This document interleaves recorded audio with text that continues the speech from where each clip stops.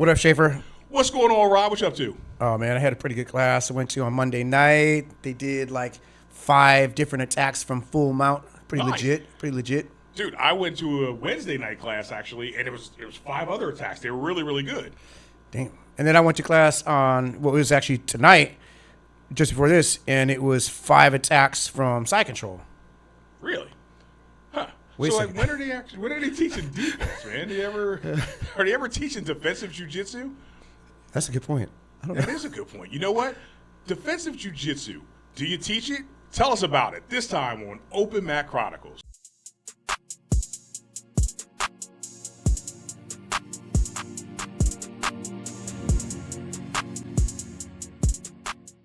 All right, you guys, welcome back once again to Open Mat Chronicles. 1865 Rod here. We are coming back at you guys once again. And as always, we got my man Schaefer in the house. What's up, Schaefer? What's up, everybody? Schaefer's in the house. We're here. It's another fun-filled episode of Open Mat Chronicles. We're going to talk about some stuff. So, but first and foremost, how you feeling, Rod? I feel pretty good, dude. I feel great, man. Yeah, I got some work on it today, some deadlifts. Hell yeah. My thumb's healed. Right. No injuries. I Yeah, got feel good. deadlifts tomorrow. But you know what? What's up? It's deload week. Oh, deload's cool. Oh, yeah. man, deload's easy. I love deload week. I used to just take it off. When deload hit, so for those of you who don't know, deload is like you do your heavy lifting 3 weeks in a row. You go heavy.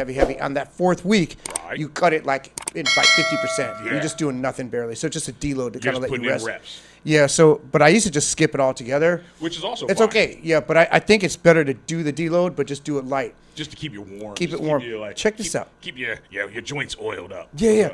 But check this out. Even for jiu-jitsu, I would do that. I would roll like 3 weeks, like I'd roll like hard. And that 4th week, I'm just kind of flowing. I did that for a while. And it actually, I basically try to use the same methodology for jiu-jitsu. Right. And I kind of line it up with my weightlifting deloads. That's smart. You know what I mean? So you don't have to go in there and try to fight every now Well, why didn't I'm on you like tell me that? now I'm on a permanent deload. I like every day I'm on deload, dude. I ain't trying to go. Lifelong deload. Damn, you could have told me that. I could have tried that. Yeah, it's kind of cool. Oh, man. Yeah. I might still try that. Yeah. I might still try that. Because you're letting your body rest and recover, basically. So why let your body rest on the weights and then go into jiu-jitsu and, fight some big dude as hard as you Dude, can? that's exactly what I was doing. Yeah. Like when we were doing all the Wendler stuff, right? We're Yeah. powerlifting, we're doing all that. But my deload week, I would still go to the gym in jiu-jitsu, and I'm like, I'm still fighting. Oh, you're still fighting? Oh, yeah, so it's counterproductive, yeah. Oh, man. Deload in BJJ. That's the tip of the right? day, yeah. Man, we're going to have to, like, it's probably something already out there like that. Yeah. But maybe we should write a book. Yeah.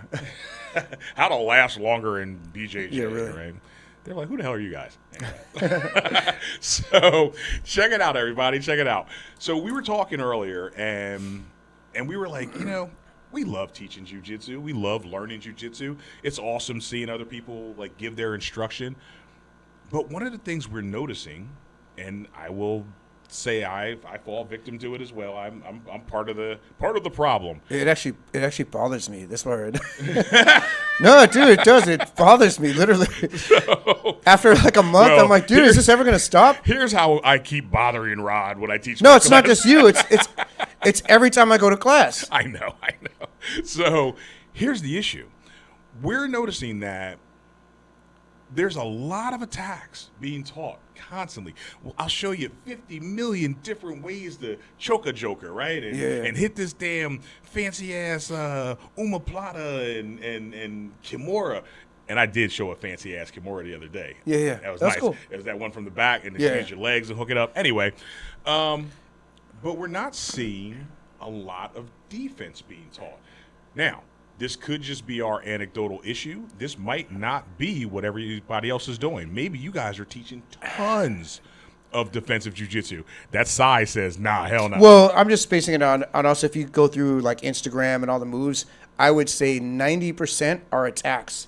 There are a few good defensive moves, and there was one that was really good, a back take one. I'm like, that was legit. Right. And if you don't know this, man, this is a game changer for everybody out there. But anyway, I taught that at Escape too. It's Okay. legit. But yeah, man, they're all freaking attacks, man. There's a new choke, here's a new pec lock, here's this Right. and that, but they're always attack. For sure. And you know what? That 90%, man, you might be right. Hell, it might be more. Because if you really do think about it, when you go out on Instagram and the YouTubes and all that good stuff, or the Facebooks, you're checking out all these different moves, how many times do you actually see somebody showing defensive moves? Here's how you get out of a rear naked choke. Here's how you avoid that Kimura or get out of mount. It's almost entirely check this cool attack out. Yeah. Where you can get a highlight reel finish and make everybody ooh and ah. And, you know, when you're in the Abu Dhabi Opens or whatever, you're like, check it out. It's like, I like to thank my coach and my mom and and the Instagram influencer who showed me this move. Yeah. Well, because think about it, like escapes aren't as like dramatic as an attack, right? For sure. If you do a cool escape, though, it still looks good. If you do, Yeah, but yeah. I just think the attack is going to be better, right? Because it ends the match, so that's why it's going to be more popular. But some of the coolest escapes I've learned just from like just fellow guys in the school. You're not a formal class. Like very rarely do we have a formal class on like escaping. Now Gus did do that in the earlier. He did a lot of it. Okay. He did a lot of that stuff, but it just seems like lately now it's been more attack focused. Yeah. I don't know. And maybe he assumes like, okay, we know it. And that's a trap that you fall into because you teach and you kind of forget that there's new people coming in. Maybe they don't know this new information. They don't even know how to get the hell out of We assume that they know. That's why I did those mount escapes. Yeah, they were great. I did the self-defense Yes. one, and I did the sport one, right? And how you don't want to mix them up because you get submitted if you do the really self-defense good one class. in a school, you can get submitted. Absolutely. That was a really good class. And Yeah, actually, thank what you were showing was super appropriate for what you're breaking it down. Like, hey, this is great for getting out of a street fight against an untrained person. If you're going jiu-jitsu versus jiu-jitsu, you do that regular old hug around the body, pull them up, try to start working that old school Gracie upa, the bump and roll. You collapse the arm and hit the bump and roll. Try that against a jiu-jitsu guy. You get snatched up into a Kimura trap or something like that if they know jiu-jitsu or catch wrestling or whatever.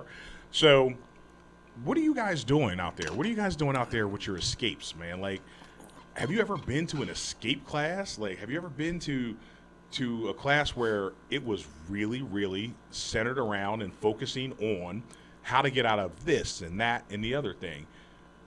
I know we don't do it that much. It is a weird phenomenon, right? Because you just kind of like, you're almost expected to know in a sense. Like they don't really, you're right, they're not really teaching like this full on, okay, we're going to do a leg lock seminar and it's all about escaping heel hooks. Like you just kind of pick them up like randomly. Here's a heel hook escape. Right. Or you do the running man out of it or hide your heel, right? There's just little things that you just show. Hide your freaking heel, tuck it in, put the boot on. But I haven't seen like a full like I've taught them, man. I've taught like, okay, here's like 3 or 4 different ways that you can get out of, maybe a single leg X or maybe like a good ashigarami, or even if the guy's got you fully locked over, ready to go, there's still ways you can get out. I'm not saying you're going to get out every time if the guy's really good, but there are things you can do.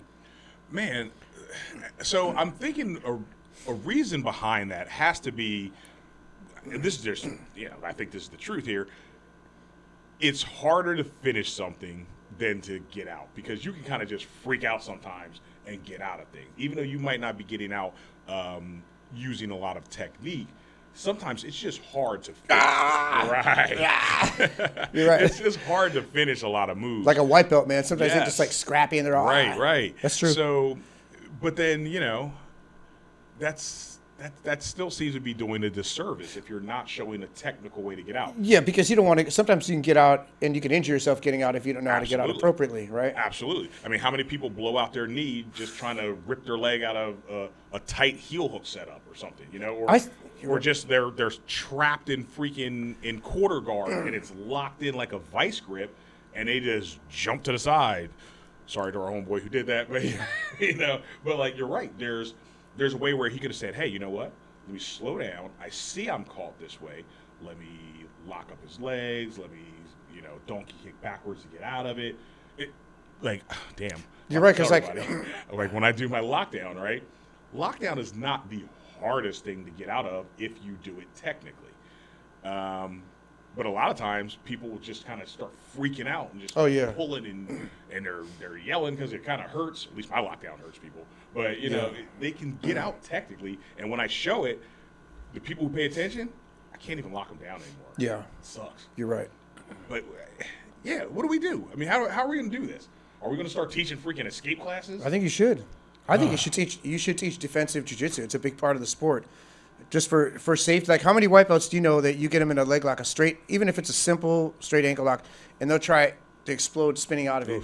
And the reason, maybe they won't do it is because you tell them, hey, don't ever spin out. You're going to blow your knee out. Now they know, and they don't do it, but they still don't really know the proper way unless you take time out to actually show them. Right. There so should what be do I do if I can't jump out? I can't Mm. spin out. You're like, but you're right. Like everybody always says, well, just put a boot on. I mean, that's about the extent of like that early jiu-jitsu teaching. It's like boot through and then try to pull yourself up or stand up or do this.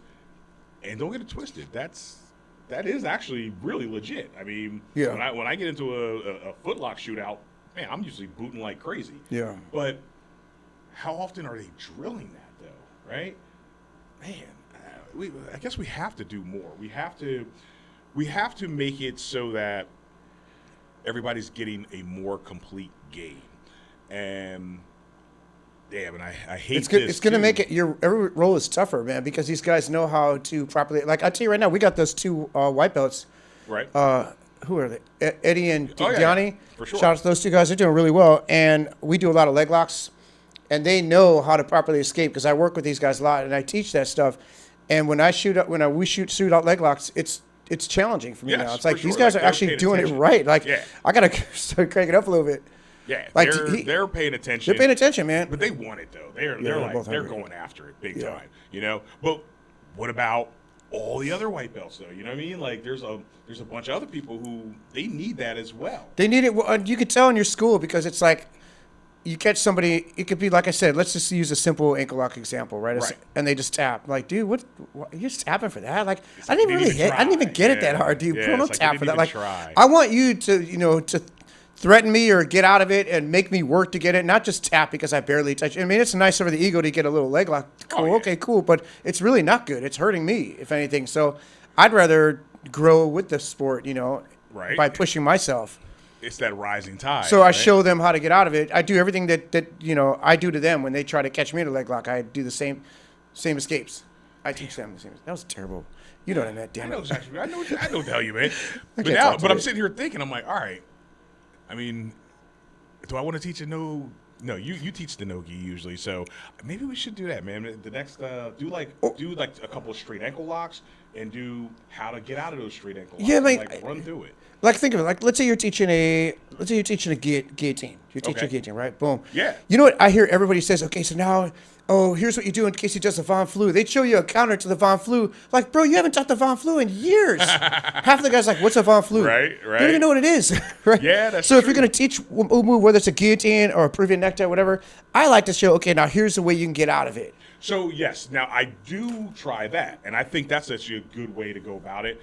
And I know this is a kick in the ass for a lot of people because they're like, I just learned something. Learned something. Now you're showing the counter. But so what? Oh well, it's like this is how you do it, and then right behind it, this is how you get out of it. I think that's actually better because now both people can learn and try the escape. Because if you just show the attack, all right. So now the guy who's going to benefit is going to be the guy who initiates who that got attack. Good at that attack. Right. Yeah. Let's say right after class, he goes, "Okay, I'm going to try this attack on everybody." Okay, boom. He tries it. He has the advantage because he's initiating it. The other guy doesn't have the knowledge of how to escape it. Well, so he's like, I don't know how to get out. I just have to tap. So if he showed both, now it's on equal footing. They could both practice that move. It's actually better for everybody. Damn. Is it? Yes, it's better for everybody. Sounds like it should be. Bro, it's better for everybody, man. It makes sense it's more knowledge for everybody. It's way better. Yes, and I guess knowledge is power, right? You may not get as many submissions that night, but you're going to be better. And then, you know what? And then the person who likes the idea of the move, maybe today's not your day, but if you keep doing it, keep doing it, you're going to get better. It's going to fall away from other people's exactly. It falls off their radar. It's going to fall off their radar, and then you're like, yo, I'm hitting this move because I thoroughly embraced it. Exactly. And I put in work, and everybody else is just getting snatched up. And Except for that one guy who you taught to counter, and I could never catch him because he paid attention to that. Well, even the counter, you're going to have timing with the counter, right? For sure. It's going to be. That's the other thing, right? Any move that's set in, it's already done. I mean, most moves, when it's done, it's done. You have to catch people before it actually happens. Yeah. Like, you can't unring a bell. You know what I'm saying? It's like people always go, well, if he's got a fully set in rear naked choke and he's already putting pressure and I feel like I'm going out, what should I do? It's like, how do you get out of mount? You have like let's say Carl has like a fully established mount where it feels like he weighs like 400 pound God, gorilla that on was you. miserable. How do you get out? That was so You should have gotten there, dude. Like, holy crap. Right? Oh my God. I was stuck under that guy. I That felt sucks. so bad. I was like, wait a minute. I was like, It's man, so funny because I know. saw him teach that class too. Yeah, I'm like, I know what I he's know doing. how to get out of mount. Yeah. I'm like, why can't I get out of this guy's mount? Because you were chilling, dude. Next thing you know, that chilling got you deep in a mount. You chilled right into a mount. I got to kick it up. He's Holy like, go ahead and shit. chill, man. Go ahead and chill. Yeah, man. Chillers are killers, or I guess chillers are killed. Yeah, chills are Damn good. it. All right, so I like where you're coming from with the whole teach the move, teach the counter the same day. Do you guys do that? Like, is that what you've been? I'm so interested in hearing I am too. all I'm these curious. other schools, man. It's like, look, we've got a limited amount of time in the day. It's like we can't go to everybody's school. We can't see how everybody does things. I would love to know the fly funny on the thing? wall at like a bunch of different people's schools. I'll tell you the funny thing too. People don't like to share escapes. Hell nah. That's the one thing I noticed. Back. Oh man, I'm not gonna say who it is, but I remember there was an escape that Gus taught. It was actually really cool. It was an escape from single leg X. It was really cool. Yeah. And this one guy used to do that escape all the time, and I couldn't really put it together. I never really thought about it. Okay. And then 2 years later, Gus would teach. I'm like, that's what that one guy did all the time. Holy crap! But see, it was He never crazy, told right? me. But it took 2 years to come back around. Took 2 years to come around. Oh my God, that's the other thing. Oh, the other thing. I was going to say this earlier. It almost gives you reason to map out your curriculum. Oh. Like with a mapped out curriculum, and I get it, man. It's a pain in the ass. Everybody's not built like some freaking nerd where they're like, oh, I'm going to make a spreadsheet and I'm going to have PowerPoints and know everything that I'm going to teach. But that would be so freaking helpful because you can say, hey, I'm going to teach this. I'm going to teach these counters. And I'm going to make sure that because I have an influx of new students, I know how often it's going to come back around. So it'll keep looping around as we get better, as we go on. That way no one's really left out, because maybe you taught that straight ankle lock and, oh, you got to boot out. And that was in a white belt class because you got like 5, 6, 7 new white belts. But then they don't see it again for God knows how long. Maybe they're damn near about to get their blue belt, and they're like, oh, yeah, I remember that years ago when you first taught it to me. Oh, man. So, I don't know. I guess I think what I'm going to do, at least for myself, is I'm going to actually map out, like 6 months of curriculum. Just so I can always know. I'm like, all right, I'm going to teach this. And then I'll just leave a little space during each class where if there's something else that I pick up that's outside of it, it'll be like curriculum move, like wild card. You know what I mean? And that like all taught in that same day. At least that way, the wild card, if I do pick something up that I like, I can incorporate it. Yeah. Make sense? Damn. Like I would teach, like when I was doing that leg lock thing, I would teach attacks one week, and then the next week I would teach I'd do a deep dive on all the escapes, because I would teach the whole concepts behind, giving yourself a few seconds by booting. That the boot is not an escape. It is going to give you a few seconds, though, right? Okay. And then I go to the next stage. What happens if he gets all the way over to the mat? Even things like just conceptual, like keeping the guy straight up. If he's not all the way over on his shoulder, if he gets on his shoulder, it's going to be harder for you to escape. If you just grab his freaking knees and keep him on the center, keep him up, pointing up, right? Okay. You have a better chance. Just concepts, little concepts. So then, all right. So if you're teaching it that way, so when it comes time to actually incorporate this stuff and to work on it and to drill it, are you doing like, say, okay, here's what we're gonna do. We're gonna set the position and go. Yeah. And if you get out of it, reset the position and go. If you get caught, reset the position and go. Like Situational drilling, right? Like, Yeah, that's how good. many times do you make a guy do that? Yeah, I'd need to do that more. I do like that. Right? I like that. It's That's very, great. very useful. That's great. It's like it helps build that familiarity, that muscle memory. But when you do make guys drill, how often should you do it? Like how often do you make them do how many repetitions? Because I also notice this, right? I'll teach something. I know it's freaking cool. It's a great move. I'm like, all right, everybody, let's work on it. and I'll see everybody will do it 2-3 times maybe. Oh, yeah. And then they kind of sit off to the side. All right, I got it. They start doing their own shit. It's Yeah. like, yeah, I got it. I'm good. And I'm like, is that enough? I was like, did you really imprint that in 3 or 4 like attempts at the move, and then that's it? You're never really going to see it again until who knows when. How is it going to stay in your brain? Oh man, I got to start doing like, all right, 20 times each side. Well, that's the other problem I think with teaching just more offensive, because if you're teaching, let's say you're teaching attacks class Monday night, you're teaching attacks, right? Right. You show like 5 different things.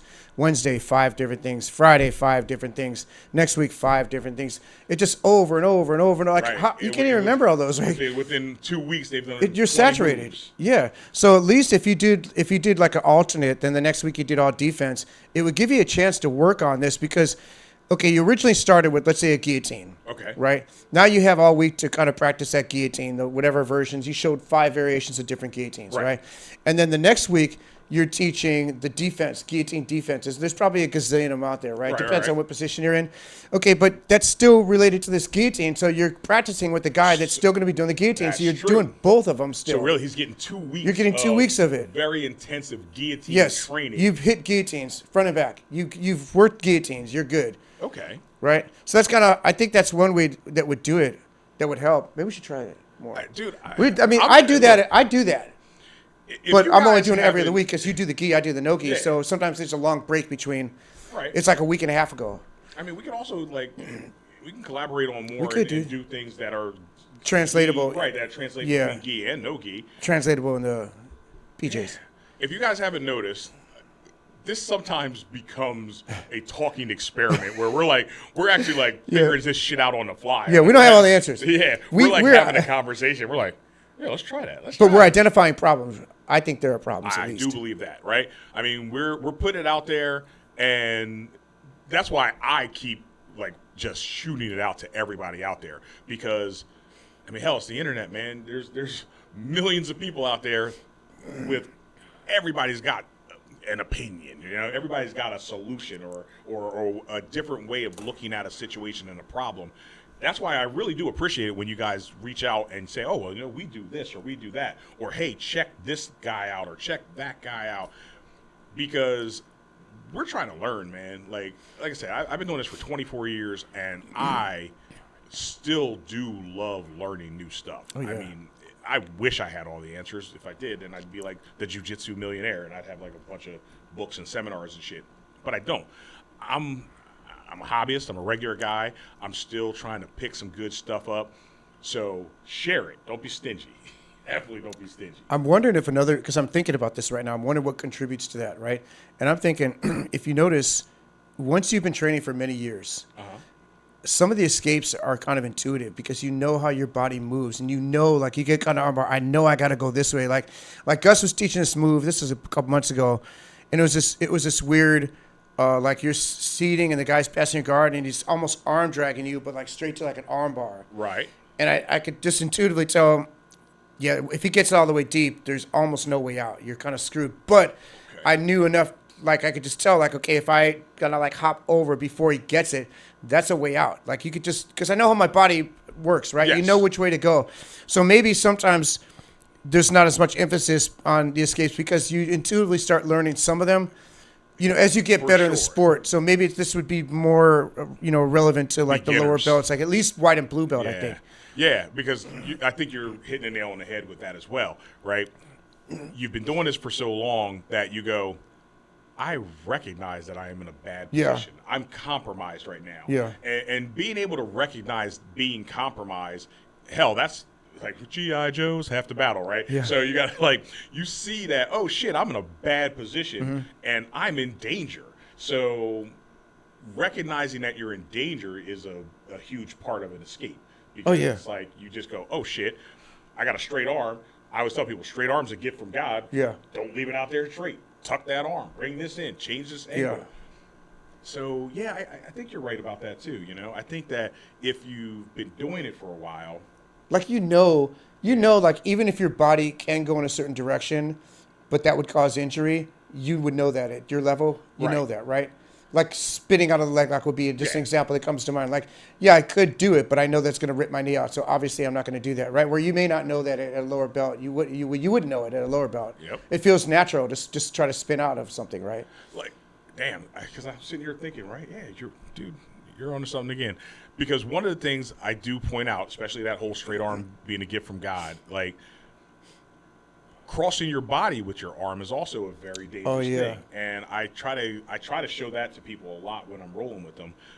If I'm in I'm in top half or whatever, and somebody will be on their side and their arm will be across, like just pointed across their body, and that's I'm all like, bad, dude.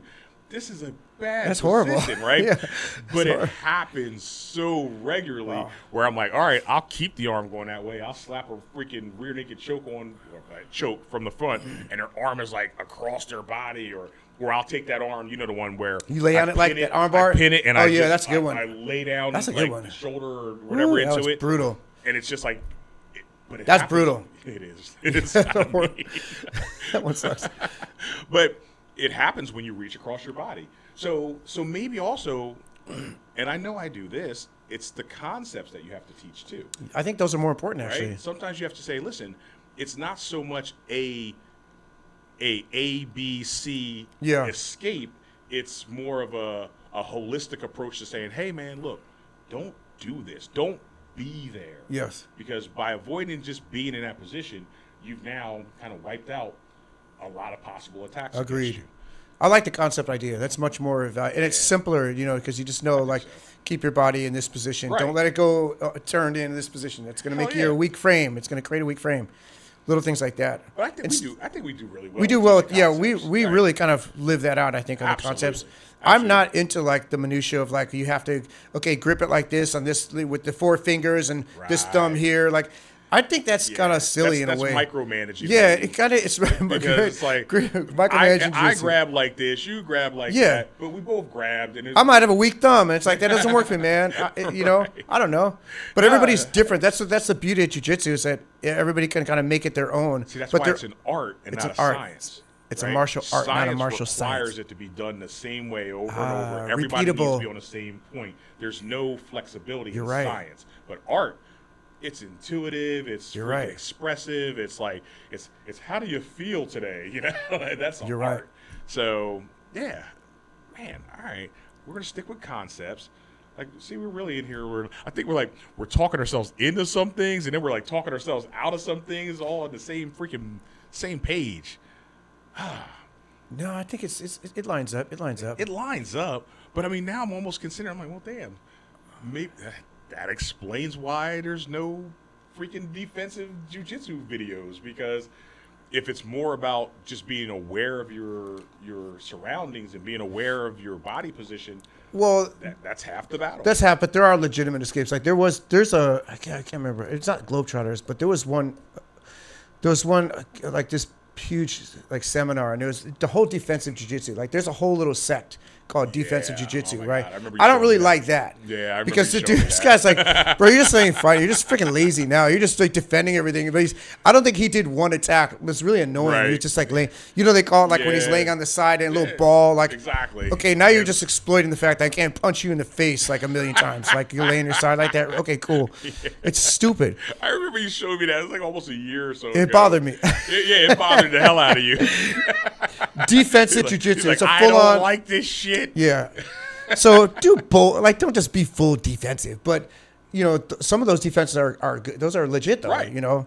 I'd take some of that, and sprinkle it in. You gotta turn it into an attack. Yes. Turn it into a sweep. Yes. Turn it into something, right? Yeah. Don't just go, I'm just gonna go 5 minutes and not get tapped.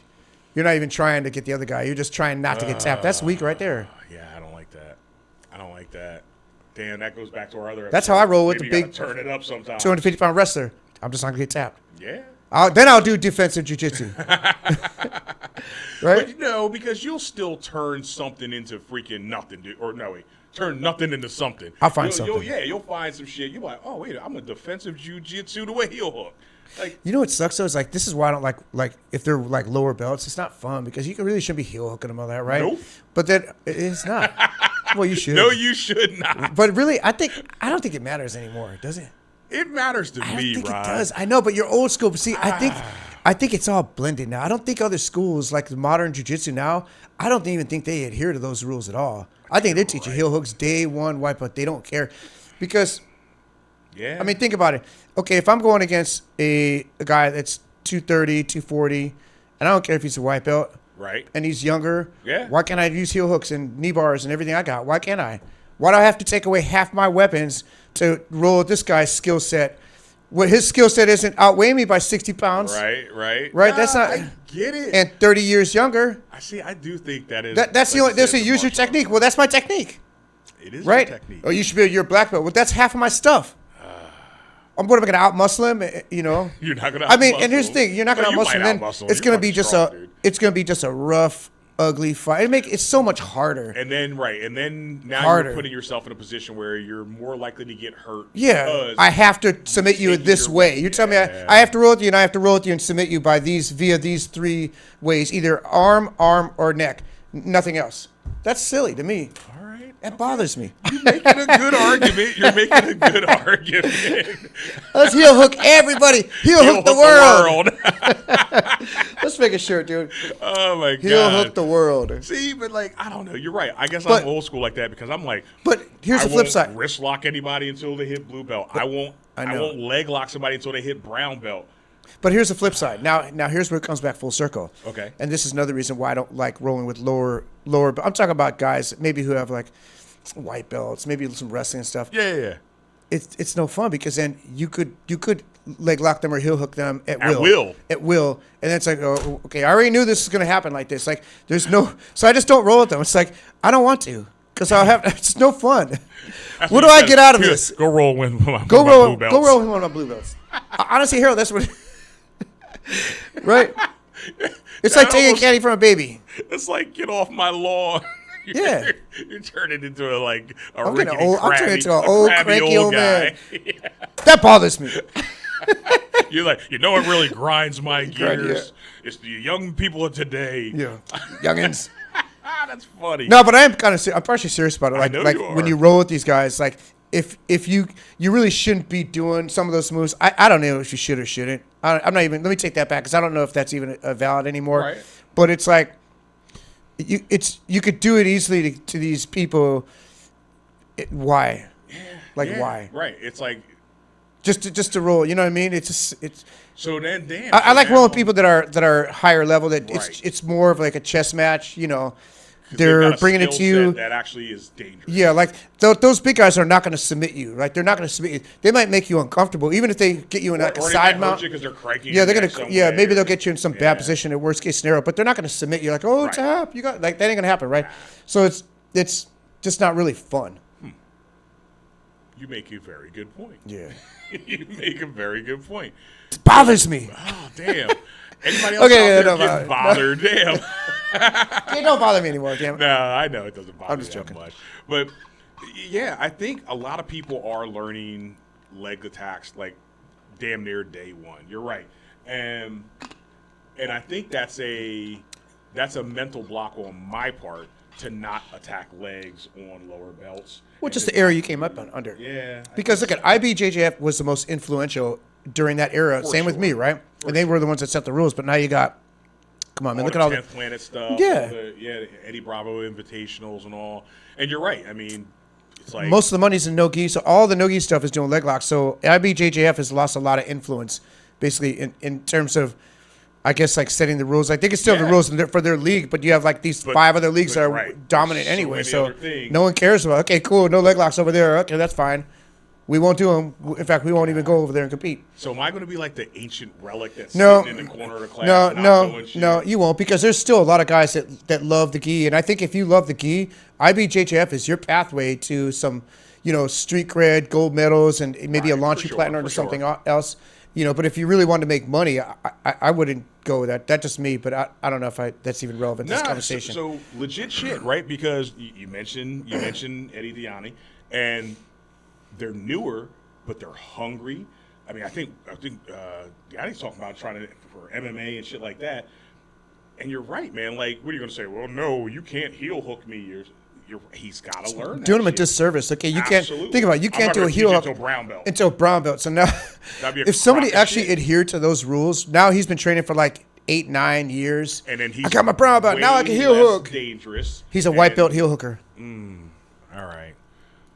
All right. You know what I mean? If you're gonna be a hooker, be the best hooker you can be. All right. So, all right, man. You're making really good, valid points, Rod. Damn it. You know what? And I'm not seeing any downside. Like I just look at like with Eddie and those guys, the 2 white belts, and then look at Eric, look at Brian. These are blue belts, but like those guys are trying to heel hook me all day long, man. And like no one's getting hurt. With that, they have really good control though, right? They have really good control, and so do I with them. Rod, you're gonna make me start freaking wrist locking white belts, man. Yeah, do it, man. Oh my God. Over 2 decades I've gone, never wrist locked a white belt ever. And now I think I'm about to just change my whole freaking game plan. I mean, what it would do is it would create an awareness of the wrist lock. You would have to. I know. The wrist locks they're in a weird little their own family because you just hit them And really quick, quick. right. Yeah, there's no really like, hey, how do you escape this? Well, actually, there are some escapes to wrist locks. If the guy's trying it, there are just have to escapes. be aware- it's You awareness. gotta be- it's awareness. It's mainly awareness awareness. because you just catch it. Wham. Right. But see, and I guess that is where I've always been like coming from. I don't do it because it's not something they're going to be aware of because they're still trying to learn so much other basic shit. I like And that. it's That makes sense. It's like as they're trying to learn this, if I can sneak attack. Yeah. Anything. I That's how I think- even look at heel hooks. I see what you know. Well, see, here's the difference though, because the lower body is half the human being, right? So For sure. you know, they should be learning that as well as just because basically you're saying to a white belt, you can only attack, you know, these 2 extremities and the neck. That's it. 2 extremities and a neck. You can't do those lower extremities at all. But okay, see, damn, I'm starting. Like why? I'm starting to Like swing why are the those? pendulum. Why are these upper body extremities more valuable than the Okay. lower ones? Here's why. See, like I said, I'm swinging the pendulum back because go ahead. you had me swinging one way. Go ahead, yeah. But now I think I'm swinging back. All right. It's because people need to take the time to learn shit in sections. It's like I don't think throwing everything at somebody is the way is going to give you the best I would agree. results. Like, okay, we know the lower body's there. We'll get to that. Right now, let's get this shit up here tight. Let's get your Americanas tight. Let's get your freaking arm bars tight. Let's get your Kimuras tight. No, I get Let's that. get the chokes. But here's a And- fight, hey, real quick though.